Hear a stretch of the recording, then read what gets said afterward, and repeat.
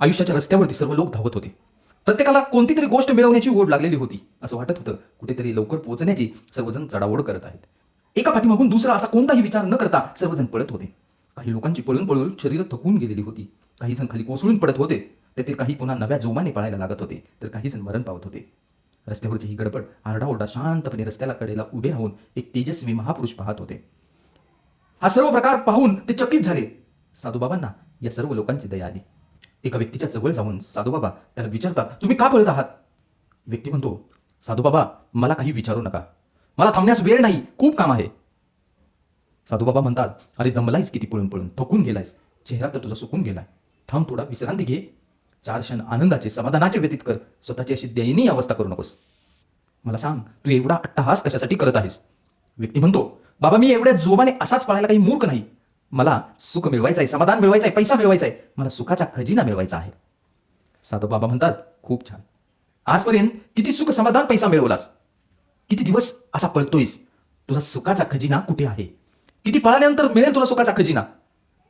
साधूबाबांच्या प्रश्नाने तो दचकला आणि चमत्कृत नजरेने बाबांच्या चेहऱ्याकडे पाहिले. साधूबाबांच्या चेहऱ्यावरील तेज पाहून त्याचा पळण्याचा वेग शून्यावरती आला आणि पटकन थांबून ती व्यक्ती बोलू लागले, साधूबाबा लहानपण तरुणपण वयाची 60 वर्ष पूर्ण झाली तरी पळतोय, परंतु सुख समाधान आणि पैशाची सांगड बसेना. कितीही जोरात पळलो तरी समाधान आणि पैसा मिळत नाही. कितीही जोरात पळालो तरी सुख समाधान पैशाची गाठभेटच होत नाही. कधी पैसा आहे तर कधी पैसा नाही, कधी मजेत चाललेला आहे असं वाटतं, तोपर्यंत कोणतं तरी संकट उभं ठाकलेलं असतंच. फक्त वेड्या आशेने पळतोय, सर्व काही सहन करतोय, दुःखाला सामोरा जातोय, पळतोय उठतोय पळतोय. एवढ्यामध्ये शेजारून कोणाच्या तरी ओरडण्याचा आवाज आला, मी खूप आनंदी आहे, मी खूप सुखी आहे, जीवन सुखात जाणार. कोणाला नोकरी मिळाली, कोणाला संपत्ती मिळाली, घर गाडी बंगला पैसा बायको नवरा मुलगा मिळाल्याचे वेगवेगळे आवाज येऊ लागले. व्यक्ती म्हणतो, साधूबाबा पहा, सुखाचा खजिना यांना मिळाला, हे किती सुखी आहेत, आयुष्यात जे पाहिजे ते यांना मिळालं, माझं नशीब कधी उघडणार, हे किती लोक नशीबवान आहेत. साधूबाबा फक्त शांतपणे हसले. एवढ्या त्या पळणाऱ्याच्या घोळक्यामध्ये कोणीतरी शिव्या शाप देत होतं, हानीमारी चालू होती, कोणीतरी दोघे जण भांडत होते, संपूर्ण शक्तीनिशी एकमेकाला दुष्णे देत होते. क्षणार्धात बाबा तिथे पोहोचतात. दोघांनी एकमेकाला रक्तबंबाळ केलेलं असतं, दोघ जणी एकमेकांचा जीव घ्यायला उठलेले असतात. साधूबाबा दोघांचं भांडण सोडवतात. अरे असं वेड्यासारखं का करत आहात? बाबा हा माझा भाऊ आहे, त्याने माझी 1 एकर शेती दागिने पैसे घेतलेले आहेत, एवढंच नाही तर त्याने 1 लाख रुपये जास्तीचे घेतलेत, मी याला सोडणार नाही, त्याच्याकडून मला हे सर्व घ्यायचं आहे. साधूबाबा म्हणतात, अरे तुझाच भाऊ आहे ना हे, थोडं समजुतीने घे, तुझ्याकडे आता किती शेती आहे?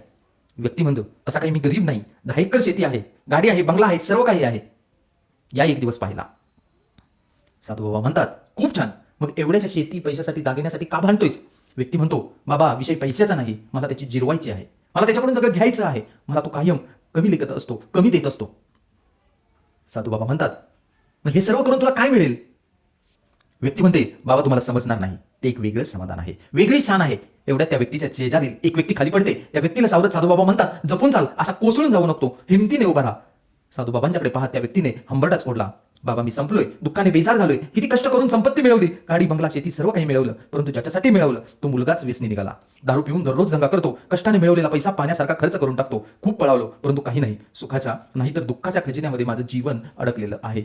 तेवढ्यात जवळच्याच लोकांमधून आवाज येऊ लागतो, मी आजारी आहे, माझी नोकरी गेली आहे, मी कर्जबाजारी झालो आहे, सासू त्रास देत आहे, सुनबाई ऐकत नाही. जणू दुःखाचा डोंगरच उभा राहिला. साधूबाबा सर्वांना शांत करत त्या व्यक्तीच्या डोक्यावरती प्रेमाने हात ठेवतात आणि त्याचे सांत्वन करतात. अरे सुख आणि दुःख हे जीवनामध्ये असणारच, म्हणून सुखाने हुरवळून जाऊ नको आणि दुःखाने कचून कोलमडून पडू नकोस. आता सर्व पळणाऱ्यांची गर्दी महाराजांभोवती जमा झाली होती. कोणी सुख मिळालं म्हणून आनंदाने ओरडतोय, तर कोणी दुःखाने रडतोय. काही स्थिर नाही. परंतु एवढ्या गोंधळामध्येही अंतर्यामी परमेश्वराचे सदैव ध्यान स्मरण करणारे साधूबाबा या सर्व सुख दुःखाच्या गलबत्यातही शांत स्मित हास्य करत आहेत. शांतीची समाधानाची झलक त्यांच्या चेहऱ्यावरती झळकत आहे. विचारांची हीच ती परिपूर्ण अवस्था आणि हाच तो अमर्याद सुखाचा खजिना. मित्रांनो, जीवन हे सुख दुःखाचा तराजू आहे. कधी सुखाचं पारडं जड होतं तर कधी दुःखाचं पारडं जड होतं, परंतु घाबरू नका. परमेश्वराने आपल्यावरती खूप मोठी कृपा केली आहे. सुख दुःखाचा तराजू तोलण्याची शक्ती आपल्या हाती दिली आहे. तुम्ही स्वतःला घडवण्याचे आणि सुखाच्या खजिन्याकडे घेऊन जाण्याचे सामर्थ्य तुमच्यामध्येच आहे. होय, ही सर्व शक्ती तुमच्या विचारामध्ये आहे. ही सर्व शक्ती तुमच्या मनामध्ये, मेंदूमध्ये, शरीरामध्ये आहे. फक्त या शक्तीला तुम्हाला जागृत करायचं आहे. आपल्यामधील विचार शक्तीला समजून घ्यायचं आहे. होय, तुमचे विचारच तुम्हाला घडवत असतात. सुखाच्या आणि दुःखाच्या खजिन्याकडे घेऊन जाणारे तुमचे विचारच आहेत. म्हणूनच विचार बदला, आयुष्य बदलेल. आपल्या मनामधील शक्ती ओळखा आपल्या विचारांचं सामर्थ्य, आपल्या मनाचं सामर्थ्य, आपल्या मनाची शक्ती समजून घ्या आणि ही शक्ती जागृत करा. मनामधील ही दिव्य ऊर्जा आहे, ही दिव्य ऊर्जा जागृत करा. आणि हो, तुम्ही कोणतंही काम करत असाल, तुम्ही विद्यार्थी असाल, उद्योजक असाल, कोणतंही काम करत असाल, परंतु ज्यावेळेस तुम्ही तुमच्या मनामध्ये ही शक्ती जागृत कराल, त्यावेळेस तुम्हाला यशाचा जो खजिना आहे, सुखाचा खजिना प्राप्त होईल. तुम्हाला तुमच्या आयुष्यामध्ये यश मिळत नाही, तुम्हाला जे काही पाहिजे ते तुम्ही प्राप्त करू शकत नाही, याला कारणीभूत कोण आहे? आणि फक्त तुमचे विचार कारणीभूत आहे. म्हणूनच विचार बदला, आयुष्य बदलेल. यासाठीच आपल्याला आपल्यामधील सकारात्मक ऊर्जा वाढवली पाहिजे, आपल्या मनाची शक्ती वाढवली पाहिजे. ज्यावेळेस आपण मनाची शक्ती वाढवणार आहे, त्याच वेळेस आपल्याला यश प्राप्त होणार आहे. आणि अशी सकारात्मक शक्ती आणि तुमच्या मनाची ऊर्जा वाढवण्याचं काम 21 ऊर्जा फाउंडेशन करतं. मनाला प्रशिक्षित करणं हे एका दिवसाचं काम नाही. ही विचारांची जी साखळी निर्माण झालेली आहे, नकारात्मक विचारांची जी चेन निर्माण झालेली आहे, ती एका दिवसामध्ये तयार झालेली नाही. हा कित्येक दिवसांचा तुम्ही एकत्रित केलेला संग्रह आहे. या नकारात्मक विचारांच्या साखळीला तोडून सकारात्मक विचारांचं रोपण करण्यासाठी दिव्य ऊर्जा प्रशिक्षण कार्यक्रमाची निर्मिती केलेली आहे. या दिव्य ऊर्जा प्रशिक्षण कार्यक्रमातून तुम्ही तुमच्या मनामध्ये सकारात्मक विचारांची बीज रोपित करू शकता. म्हणूनच 21 ऊर्जा फाउंडेशनने दिव्य ऊर्जा प्रशिक्षणाची निर्मिती केलेली आहे.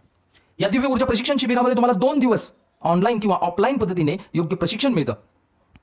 त्यानंतर तुम्हाला 21 दिवसाचा एनर्जी बूस्ट करण्याचा पद्धती शिकवली जाते आणि पूर्ण वर्षभर प्रत्येक महिन्याला फॉलोअप घेतले जातात. त्या ऊर्जेची जागृतीची जाणीव तुम्हाला प्रत्येक महिन्याला केली जाते. त्यामुळे तुम्ही यश सहज प्राप्त करू शकता. अशा दिव्य ऊर्जा प्रशिक्षण शिबिराचा अवश्य लाभ घ्या. या स्क्रीनवरती जो मोबाईल नंबर आहे, त्या मोबाईल नंबरवरती आपलं नाव आहे ते रजिस्टर करा. डिस्क्रिप्शनमध्ये लिंक आहे, त्या लिंकवरती तुम्ही आपलं नाव आहे ते रजिस्टर करू शकता.